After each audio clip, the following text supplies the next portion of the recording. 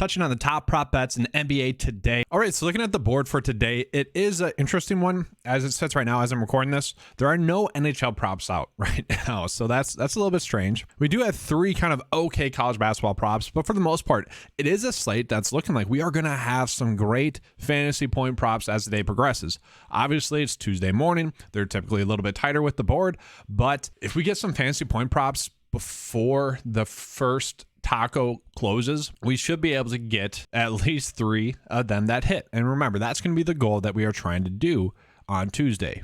We want to have a total of at least 5 bets hit. That way we're breaking even, but we want to have 6 bets hit so we're making a profit. Obviously, anything more than that is great, but this is very much a day in which we are going to be attacking in terms of trying to make a profit, a base profit. We're using today as free money. So hopefully we can find some of those for you today. Obviously, that's the goal, is to find 3 bets, 6 bets that you guys can choose between that you think are the 5 strong, that give you the best chance to hit at least 3. Now, personally, I'm going to start to pay a little bit more attention to college basketball just in general because March Madness is right around the corner, and I just kind of want to be prepared for when that really takes off. So I have been researching a little bit more than typical.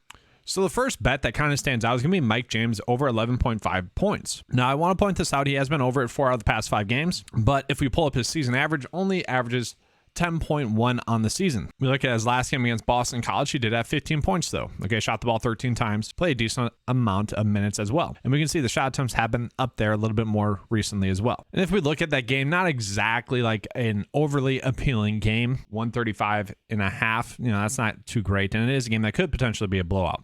So there is that risk. This game, we'll see, Georgia Tech, Florida State, is a high-scoring game, and I think that's a game that we can actually attack a little bit better. So the best prop that we are actually getting is going to be in that Florida State game on paper.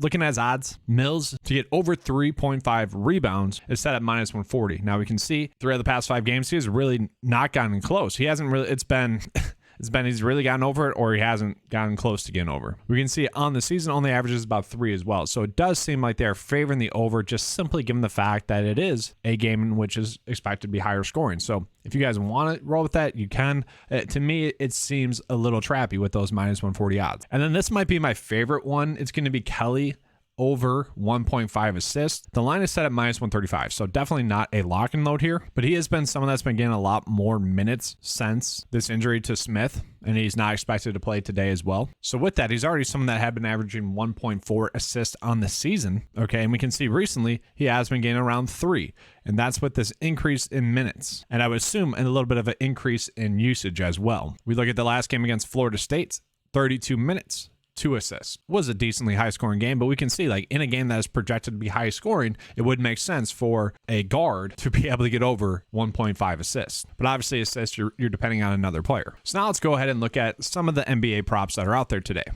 And just sorting by points, rebounds, and assists, like to me, this seems like it could be a good day, simply given the points, rebounds, and assists that we are getting. Because like, let's just say Mitchell Robinson, maybe his fantasy point line is set at like 24, or PJ Washington set at like around 24. Like we could attack that. Cameron Johnson as well. So I'm just curious as to see which lines we get. And same thing with like Nick Claxton. If we have a good prop line on Nick Claxton, that'd be huge. So I'm kind of very curious to see where those are going to fall. So let's go ahead and try to find the best props that we are getting currently. And this one with Walker Kessler is extremely interesting. Okay, so projected to get over rebounds and assists. Projected to get around 13. So that's a big edge. The PrizePicks line has it set at 10.5. The sportsbooks are also favoring the over minus 135 at 10.5 for rebounds and assists. We scroll down here, though, and we can see they're heavily favoring the under rebounds at 10.5, even though he's projected to get more. I mean, most of this projection is coming from his projected rebounds. So let's just scroll down and look at the rebounds. So we can see, on average, this season, while he was getting 22 minutes, he was getting 8.1 rebounds. That's why getting 22 minutes. So if he gets 8 more minutes, it's not hard to imagine him getting over those rebounds. The only issue is going to be the matchup. Okay, the matchup could hinder the production, and maybe that's why you want to go with assist as well. Maybe gets 1 or 2 assists. And recently he hasn't gotten those assists, right? We look at what he did last time against Dallas, 27 minutes, game was a blowout, only had 10. So we need 1 more, which I would take that. Honestly, if he gets a little bit more run, should be able to get there. So let's look at the game here. Is this game projected to be a blowout? It does have the potential to be a blowout. 8.5 points Dallas is favored by. Not exactly a high scoring game as well. So if you are making this bet, you are assuming that Walker Kessler is going to get his final rotation. Thus, he is still going to get around 30 minutes. and then it's still going to be a good prop. If not, then you're betting the under. It's kind of as simple as that. So you're either betting over rebounds and assists at 10.5. And that's just strange, right? Rebounds and assists at 10.5 and rebounds at 10.5, right? Like, that's a strange one there. I know he only averages 0.8 assists, but given the fact that he hasn't had one in 2 straight games, I feel like it's more likely that he's going to get a random assist here. That's a strange one. I kind of like betting rebounds and assists over. And even if he doesn't get the over, then you're betting the under rebounds. Like, you can kind of hedge it there. Interesting. It's just like, right? Like, it should be 11. They probably just want to set it at 11.5 for rebounds and assists. So a very interesting line there. And then from there, like Markelle Fultz, favorite to get over 1.5 blocks and steals, -135. An okay one. You know, I kind of like Fultz in the second half in general. Like, if he's going to get more run, I think that's encouraging. Looking at Giannis, probably staying away from this one. Mitchell Robinson's extremely interesting to me as well. Like, I think there's a good chance that we're going to be betting him fantasy point-wise today, but looking at his rebounds, over 11.5, which sounds crazy, but they are favoring it at -130.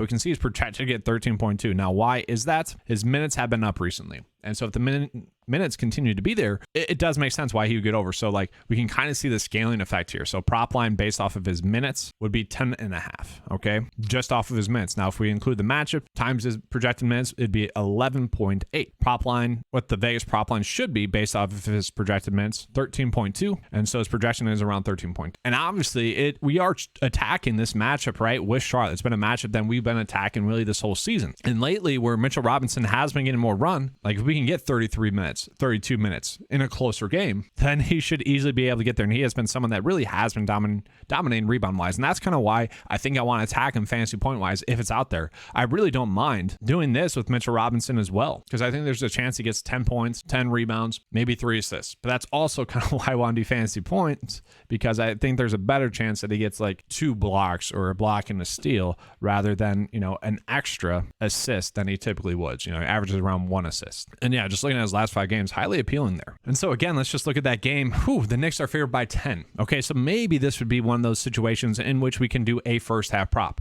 You guys have heard me mention a bunch. I do not like to do first half props because we are reducing the sample size down. The only time I want to do a first half prop is when we are getting a team that is projected to blow a team out. And obviously, if they're blowing a team out, the players like Robinson, like Randall would be the reasons why, Jalen Brunson as well. So this could be a spot in which we are doing that instead. Another one that I like, we got rebounds and assists for Spencer Dinwiddie. I think we can kind of bet like kind of all of them for Spencer Dinwiddie. They all seem a little bit too low for me. And so yes, on paper, -130, over 10.5 rebounds and assists, projected at 11.4 is the best one that we are getting here. But I also want to call this one, if we scroll down a little bit lower, we get Spencer Dinwiddie -121 over points, rebounds, and assists. The PrizePicks line is set at 30.5. He's actually projected to get 36. Big edge that we are getting there, and that's because of an increase in minutes, and that's because of a much better matchup as well. So we can see kind of all the things are going to suggest that he should be able to get over or close to this. Like, it could be a sweat if you just look at his prop line based off his average times his projected minutes. Yeah, it could be close, but at the same time, this is a spot in which it seems like he should be able to get over. And honestly, like the Brooklyn Nets have been a team that I feel like if we just bet on like a mix and match of Claxton, Dinwiddie, maybe even DFS, but Bridges and Cam Johnson, like I feel like 3 out of those 5 are just going to hit each time. So we pull up Spencer Dinwiddie, we can see like been very productive. And like, would you have chased it against Boston? Probably not, but he has been able to get up the over a lot recently. And again, Charlotte, an easy matchup as well, was able to get over. And so now he gets another easy matchup today against Houston. Like, we like that. He should be able to have a good game against Houston. And if we look at the game, I'm sure it's a high scoring game as well. It's actually not. Wow. Brooklyn has a good defense. That's shocking. I thought it'd be a little bit higher scoring. Brooklyn's favored by -6. That's actually very interesting to me. It seems like it should be higher than that. But like, if we look at it, guys, like we can kind of see Brooklyn has been getting their minutes regardless. Like, this projection of 34.5 minutes might actually be a little bit too low. We can see games that haven't been like complete blowouts, 39, 36 blowout, 35, 41 blowout. Like, we can see he has been getting a lot of run. The only sign of caution that we have, and it's a different team, so I don't know how much we should take into consideration with this, but last time against Houston, terrible. And then the other time against Houston, terrible as well. I see that more of a Dallas thing rather than Dinwiddie thing, I'm sure Luka went off in those games, but I did think that was noteworthy. Another one, like Tyus Jones, does seem to be a little bit undervalued today as well. -129 to get over 7.5 assists, 9.64, and that's going to be because of his projected minutes going up. And that's not even looking at his like per 36 minutes with Ja Morant and Adams off the court. With those two off the court, he actually averages 8.2 assists per 36. And so he's projected to get right around that as well. So definitely not a lock and load, but at the same time, we can see this could be another situation. Maybe we're going to chase fantasy points when those props are out there.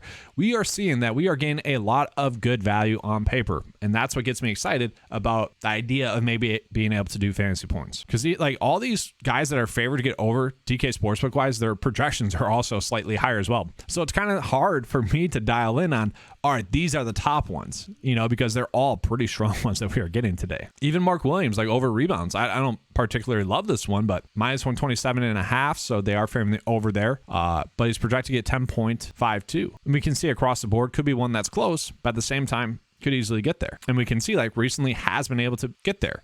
Now he did have 14 rebounds in the previous game because PJ Washington was out. And personally, I really like PJ Washington as well. Sorry, PJ Washington wasn't out in that game. I believe that was his first game back, was against Brooklyn. So let's see if his minutes were limited in that one. They were not. Okay. Just had a poor night shooting first game back. Makes sense. And so he was what? About 3.5 off, and he had like 3 for 11, 2 for 6. Really just had a bad game. This could be a good one. Points, rebounds, and assists for PJ Washington, but also could be a spot in which we are maybe potentially chasing the fantasy points as well. Now we can see he has been out for a little bit, right? And so I think we could still use his per 36 numbers with Plumlee off the court as like an indication of how well he should play. So with Plumlee off the court, obviously Plumlee's with the Clippers now. Washington's per 36 numbers are 19.4 points, 7.3 rebounds, and 2.4 assists. So once again, I do feel like his recent production since that trade is more true of the player that we're going to see throughout the tail end of the season. And that's why lately his rebounds have been higher than what they were on the season. His assists have been slightly higher than what they were on the season. His points slightly higher than what they were on the season. So given the fact that Brooklyn is a good defense, right? And given the fact that he just seems like he had an off night, given that it was his first game back, and I'm not saying he's a lock and load to do that again, but this is one of my better props I think that we are getting. One of my favorite props that we are getting today. Now, again, I kind of want to caution against this. Last game against Brooklyn, they did get blown out. He only had 22 minutes in that game.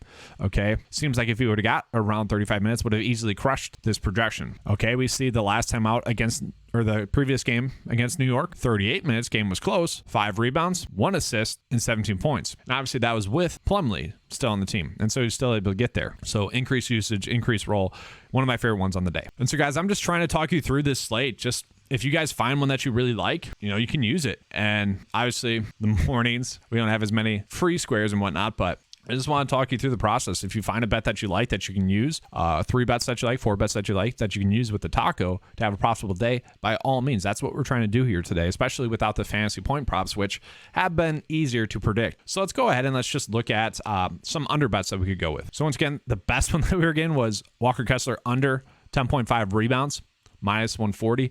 I don't know if we're chasing that one. I don't really like it. This seems a little bit too tight for me with Kyrie as well, -135 for under 4.5 rebounds, projected to get 4 points if you round up 5.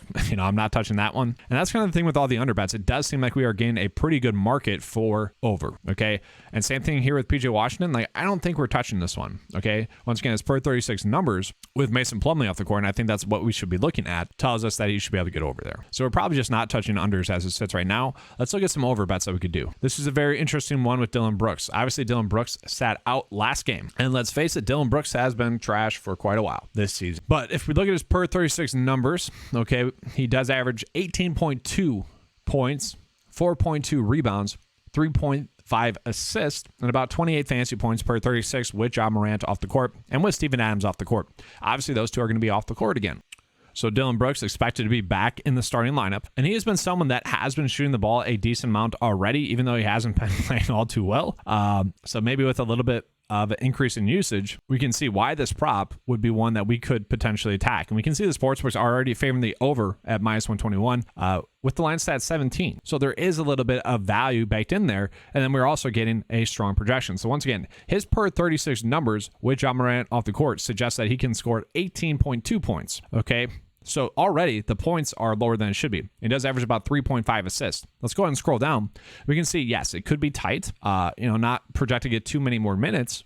It's a slight increase in usage. You get about a 5% bump in usage. Okay. So with that, and I bet this game is a high scoring game. Let's take a peek. It's not. What the heck is going on? This is strange.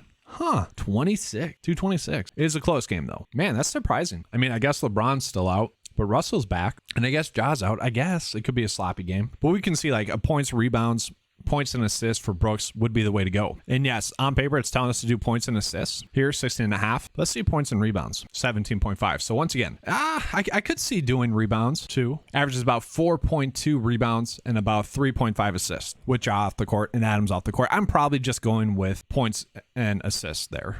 And let's see if we have any other ones here. No, not really. Let's see underwise as well. Nothing that really gets us excited to bet. And guys, I've gotten a lot of questions about, hey, are you going to do a PrizePicks prop video for PGA DFS because it's the Players Championship? Yes, I am. I'm going to do that.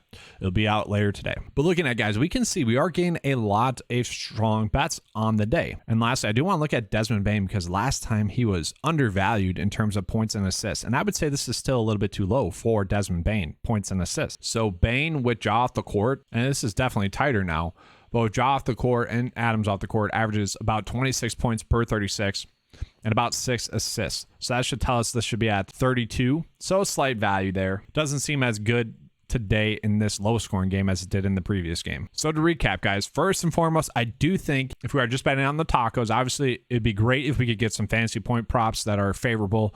I think we could get that from Mitchell Robinson, PJ Washington, really all the Brooklyn Nets players. Heck, Brook Lopez seems pretty low as well, especially going against Orlando. That could be one that we're using. And for what it's worth, like Brook Lopez, guys, he could easily get there. Okay.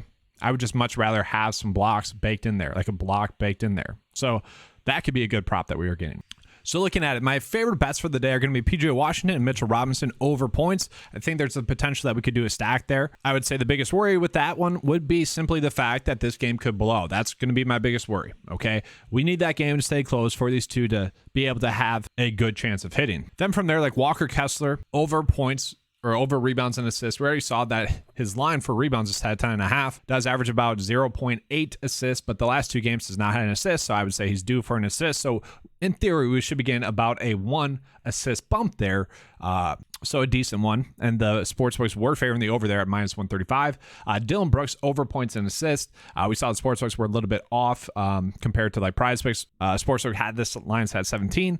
If you look at his per 36 numbers with Ja Morant off the court, it also suggests that he should be able to get over. And then Miles Kelly, just a decent college basketball prop as well. None of these feel like lock and loads as it sits right now. It also is early in the morning, so we'll see. Looking to bounce back from yesterday. Mondays, guys, I don't know what it is about Mondays. 5 straight weeks in which Mondays have been my worst day. It's very strange. And I don't know. I think it's just because the lines are tighter, honestly. And kind of mentioned that in yesterday's video. Had some strange lines out there, and it's just a weird thing. But I do plan on doing a live stream today as well. And once again, that'll be between the afternoon tacos, the second taco and the third taco. We'll be in between that. So excited to get that out to you guys as well. All right, that's all I have for you guys for this video. Let's have a good Taco Tuesday. And as always, guys, let's keep cashing.